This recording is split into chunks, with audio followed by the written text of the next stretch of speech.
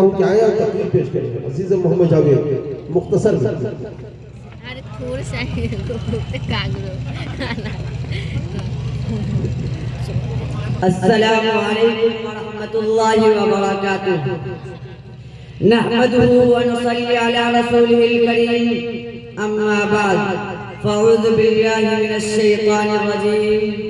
बिस्मिल्लाहिर रहमानिर रहीम। वो एक सजदा है जिसे तू गिरान समझता है, हजार सजदों से देता है आदमियों को नजात।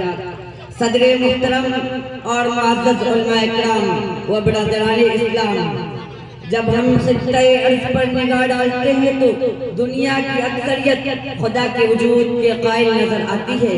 कोई उसे खुदा कहकर पुकारता है तो कोई अल्लाह के नाम से याद करता है, कोई उसे ओम कहकर पुकारता है तो कोई गॉड के नाम से याद करता है।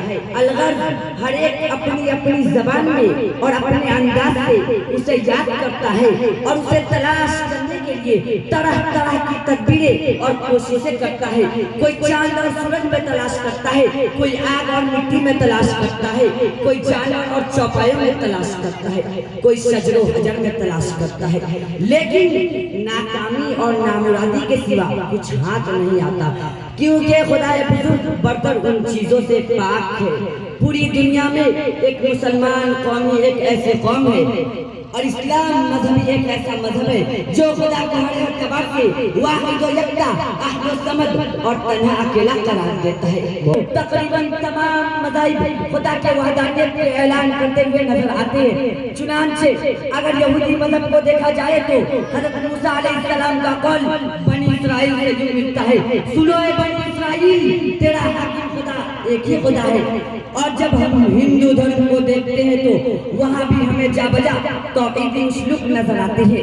वहदानियत का ब्रह्मा उसलूब जो इंतहाई मारूफ व मशहूर है, उसमें कहा गया है एकम ब्रह्मादि नास्ते नास्ते किंचन नास्ते, के खुदा एक ही है, दूसरा नहीं, हरगिज नहीं, कतर नहीं। और जब हम मज़हब इस्लाम को देखते हैं तो कुरान हमें जगह जगह वहदानियत खुदावंदी का ऐलान करते हुए दिखाई देता है। चुनांचे कुरान कहता है, खोलिए सूरह इखलास आयत नंबर 1, कुरान कहता है कुल हुवल्लाहु अहद, के नबी मोहम्मद सल्लल्लाहु अलैहि वसल्लम लोगों में ऐलान कर दो कि तुम्हारा हाकिम खुदा एक ही खुदा है।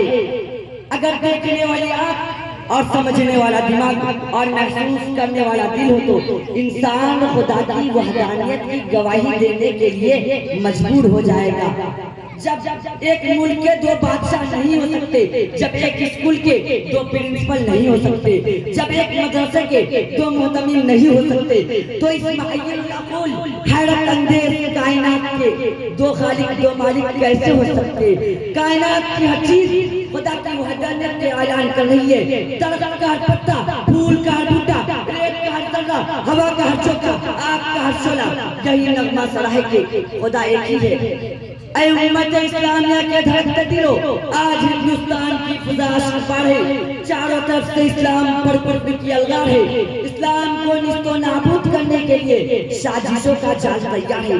कहीं इश्कालात के अंबार है तो कहीं एतराज की बौछार है। तो कहा जाता है इस्लाम अमनो पसंदी का दुश्मन है, इस्लाम नफरत और तासुब का कारवादार है, इस्लाम हिंदू धर्म की तौहीन करता है। और कभी कहा जाता है कि आखिर हिंदुस्तान जैसे जमहूरी मुल्क में 5 बार ला इलाहा इल्लल्लाह कहकर राम के खुदा होने का इनकार क्यों किया जाता है, श्री कृष्ण के भगवान होने का ऐलान इनकार क्यों किया जाता है, मूर्ति पूजा करने वाले को गुमराह और जहन्नमी क्यों किया जाता है, देवी देवताओं के परस्तिश पर दुश्मनाने खुदा का लक़ब क्यों दिया जाता है। सामाईन, एक तो वो है कि मैं अपनी बात से जवाब दूं, एक तो यह है कि खुद उन्हीं के किताब से जवाब दूं। जाहिर है कि बेहतर यही है कि मैं अपनी बात के बजाय उन्हीं के किताबों से जवाब दूं। अगर हम मूर्ति पूजा को गलत और नाजायज कहते हैं तो एतराज की कौन सी बात है।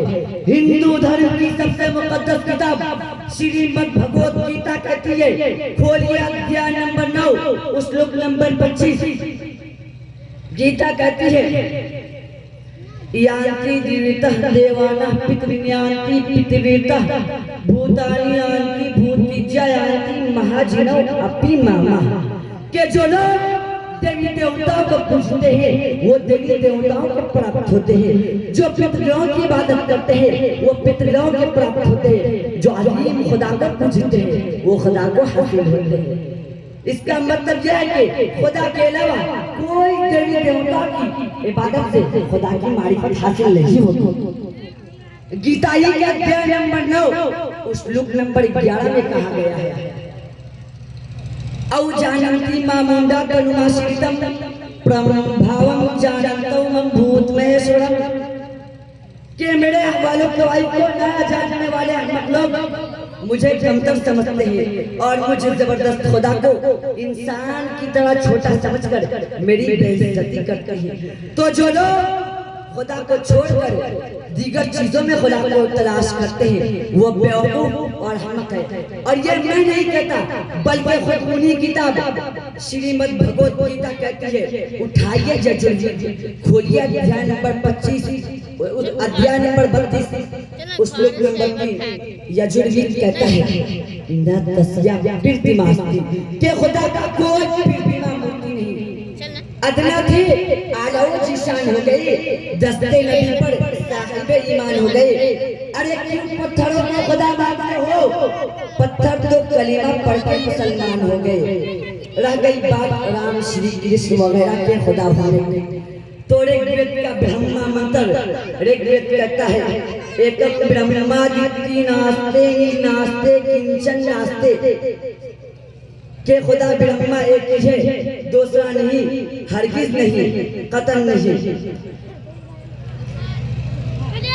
ऋग्वेद जैसे हिंदू धर्म में आसमानी किताब का दर्जा हासिल है, साफ साफ ऐलान कर रहा है राम खुदा नहीं है, श्री कृष्ण खुदा नहीं है। खुदा तो बस एक ही है, उसका दूसरा नहीं। सिराज मोहम्मदी के परवानों, रसूल अरबी के दीवानों, इस्लाम के पासवानों, क्या दीन मोहम्मदी की हिफाजत तुम्हारी जिम्मेदारी नहीं है?